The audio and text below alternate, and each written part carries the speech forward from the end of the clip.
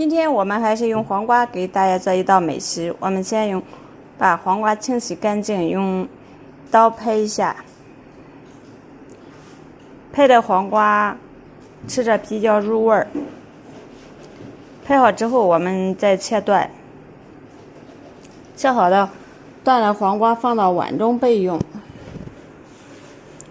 再加入我们提前打好的辣椒酱，上一个食品油。我们再放入适量的白糖、生抽、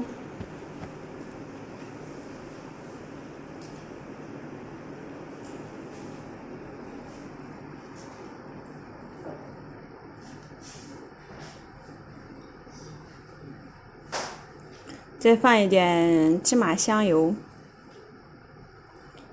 用我们的筷子把它搅拌均匀。